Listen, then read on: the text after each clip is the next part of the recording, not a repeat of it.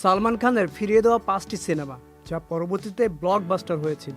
শুটিংয়ের শিডিউল অন্য সিনেমার সঙ্গে সাংঘর্ষিক হওয়া, চরিত্র পছন্দ না হওয়া, নানান কারণে সিনেমার প্রস্তাব ফিরিয়ে দেন অভিনয় শিল্পীরা। তবে বলিউড তারকা সালমান খানের বেলায়ও যে এমন কিছু হবে সেটা কি কখনো আশা করেছেন? আজ আমরা জানতে চলেছি সালমান খানের ফিরিয়ে দেওয়া 5টি সিনেমা যেগুলো পরবর্তীতে ব্লকবাস্টার সুপারহিট হয়েছিল।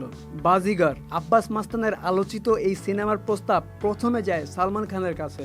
সালমান খান নিমরাজি ছিলেন, হয়তো রাজি হয়েও যেতেন, কিন্তু বাদশাদে তার বাবা চিত্রনাট্যকার সেলিম খান তিনি পরামর্শ দেন সিনেমার মূল চরিত্রের সঙ্গে তার মায়ের সম্পর্ক পর্দায় তুলে ধরতে আরও আবেগ দরকার। এই বিষয়টা তিনি উত্থাপন করেন, সিনেমার গল্পে বিষয়টি যোগ করার জন্য পরামর্শ দেন। তবে নির্মাতারা রাজি হননি, আর এই সিনেমাটি করা হলো না সালমান খানের। দিলওয়ালে দুলহানিয়া লে যায়েঙ্গে এই সিনেমাটি দেখেননি এমন খুব কম মানুষই আছেন। 1995 সালে মুক্তি পাওয়া আদিত্য চোপড়া সিনেমাটির কথা হিন্দি সিনেমা যারা নিয়মিত দেখেন তারা সকলেই জানেন। মুক্তির পরপর ব্লকবাস্টার সুপারহিট হয় এই সিনেমাটি। শাহরুখ খান হয়ে ওঠেন বড় তারকা। পর্দায় শাহরুখ ও কাজলের জুটি নিয়ে দর্শকদের মধ্যে তৈরি হয় ভিন্ন রকম উন্মাদনা। কিন্তু জানেন কি, বক্স অফিসে 102 কোটি রুপি ব্যবসা করা সিনেমাটির প্রস্তাব প্রথমে পেয়েছিলেন সালমান খান, কিন্তু প্রস্তাব পেয়েও কোনো এক কারণে ছবিটি ফিরিয়ে দেন এই অভিনেতা। একইভাবে সিনেমাটির প্রস্তাব পেয়েও রাজি হননি সাইফ আলী খানও।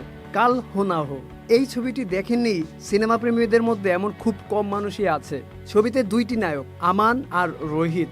একটির জন্য শুরুতে সালমানের কথা ভেবেছিলেন নির্মাতা, কিন্তু 2 নায়কের সিনেমায় তিনি অভিনয় করবেন না এটা সাফ জানিয়ে দেন, তাই প্রস্তাব ফিরিয়ে দেন তিনি। পরে আমান চরিত্রে শাহরুখ খান ও রোহিত চরিত্রে সাইফ আলী খানকে নেওয়া হয়। ছবিতে নায়িকা হিসেবে ছিলেন প্রীতি জিন্তা।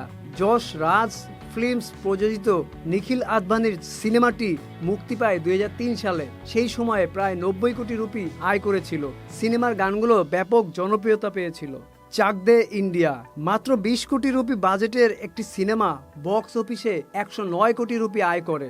2007 সালে মুক্তি পাওয়া সিমিত আমিনের স্পোর্টস ড্রামায় শাহরুখ খানকে দেখা যায় ভারতীয় হকি কোচ কবির খানের ভূমিকায়। চরিত্রটির জন্য প্রথম প্রস্তাব পেয়েছিলেন সালমান খান, তিনি রাজিও হয়েছিলেন, কিন্তু নির্মাতার সঙ্গে মতবিরোধের জেরে সিনেমাটি ছেড়ে দেন তিনি। গজনি 2008 সালে মুক্তি পাওয়া মুরুগোদাসের সিনেমাটি মুক্তির পর ব্যাপকভাবে আলোচিত হয়।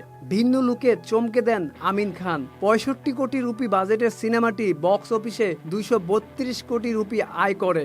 এ ছবিতেও নির্মাতা শুরুতে সালমান খানকেই ভেবেছিলেন, কোন একটা কারণে তিনি বাদ পড়ে যান। আজকের ভিডিওটি আপনাদের কেমন লাগলো অবশ্যই কমেন্টে জানাবেন, এবং এরকম ভিডিও নিয়মিত দেখতে আমাদের চ্যানেলটি সাবস্ক্রাইব এবং ফেসবুকে ফলো করতে ভুলবেন না।